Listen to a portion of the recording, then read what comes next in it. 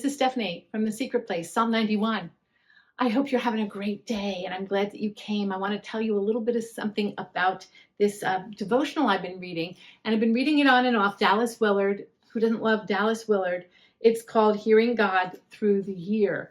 And there's this little passage that he wrote that is a discussion of Genesis 18:21. You know, the passage where Abraham, well, let me read it to you. The Lord appeared to Abraham near the great trees of Mamre while he was sitting at the entrance to his tent in the heat of the day. Abraham looked up and saw 3 men standing nearby. When he saw them, he hurried from the entrance of his tent to meet them and bowed low to the ground. God also addresses people through supernatural messengers or angels, though they do not always reveal their identity. I have a couple things to tell you about this. One I'm really excited to talk about. The other one, this idea that God reveals himself to Abraham. What was Abraham doing? Was he in the temple? Was he in a temple? Was he in a place of prayer? Even in his heart, was it in a place where he was like talking to God, communing with God? Or he was just sitting right outside his tent in the heat of the day. I can kind of picture him maybe wiping the sweat off his brow, maybe thinking, couldn't wait for the sun to go down and it to get cooler there in the desert. But God spoke to him in the ordinary. He sent messengers. And there's a whole lot of theological explanation for who those messengers were. And was it the Lord with 2 angels? Was it 3 angels? Was a manifestation of the Lord? It was the Lord visiting him, whatever those 3 men were. It was a representation of the Lord coming to him to speak to his heart unexpectedly, and in not in a typical way. Not in a typical way that what is a typical way that we would expect the Lord to speak to us? I don't know. I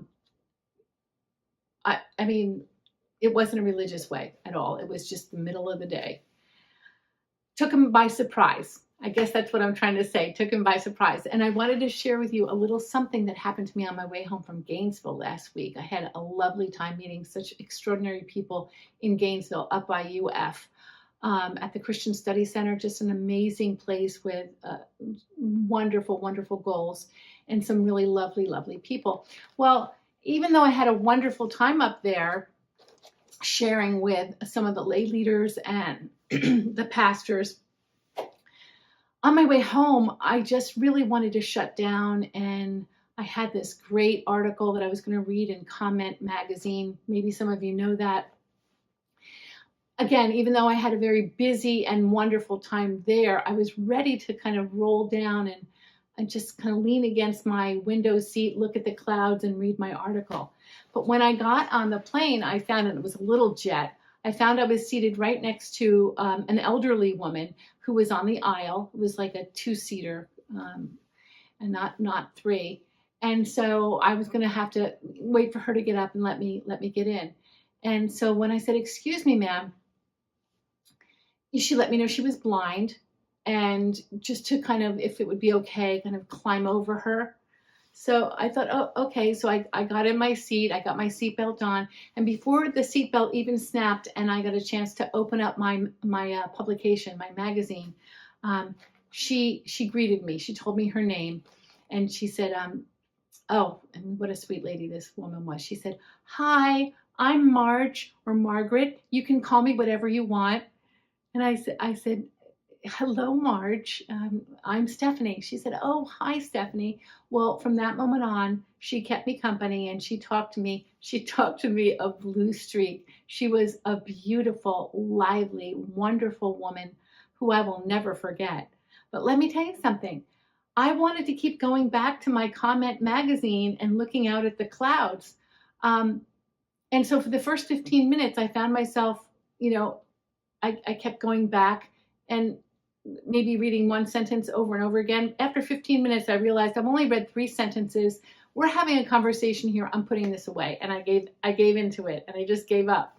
And we had such a lovely conversation when she kind of leaned over to me and she said, "Steph, do you believe in angels?" I'll tell you why I asked, because I do. So I said, well, Marge, I suppose I do believe in angels. I think I do believe in angels. Why do you believe in angels? So she then presented me and started telling me with wonderful stories. And, one thing led to the next, and we had some very good conversation. She was the one initiating it, and she was just a wonderful conversationalist. And at the end of the flight, she felt my arm, and she went down to my hand and squeezed my hand. And she said, "Oh, Steph," she said, "I thought this was going to be a really hard flight, but God sent me you. Are you sure you're not an angel?" Oh, friends, my heart just was gripped with compassion and love.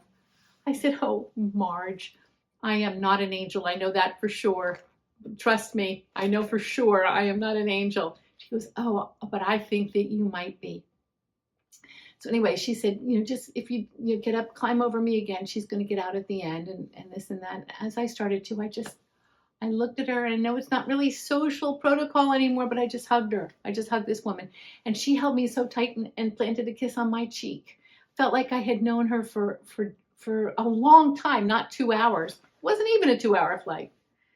And I just, she held me. She held my hand again. She made her way down to my hand and held my hand tightly, and she said, "Oh, Steph," she said, "you will always be in my heart." I told her about the secret place. Marge, if you're seeing this, leave me a comment. You are so special and such a wonderful woman. And what you didn't know was that my mom, who had just passed 2 months ago, not even, my mom, you're the same age as my mom. And it just gave me such a treat to be sitting next to you and hearing your stories of the war and the Pentagon and JFK and all of your stories. In any case, it made me think of this time of Abraham sitting by the trees of Mamre, just outside his tent. And I just wanted you to remember that we never really know when God is going to do something serendipitous, when we'll meet someone that will change our life, or we will, get to know someone, however briefly, that we didn't anticipate, and just leaves a mark on our life, a positive mark. And Marge certainly did. I've thought about Marge every day for the last week since I've gotten back. And I've said, "Thank you, Lord, for Margie." It's funny. It's just funny. Like, you just don't expect, I don't expect little treats like that. And that's one of the things I love about walking with God through Christ, is that just leave yourself open and just give into it.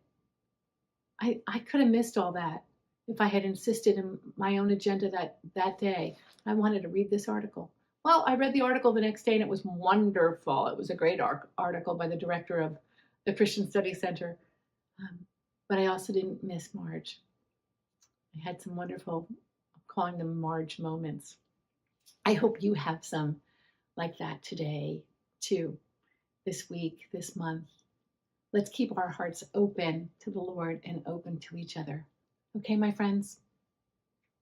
Thanks for coming by to The Secret Place. Bye now.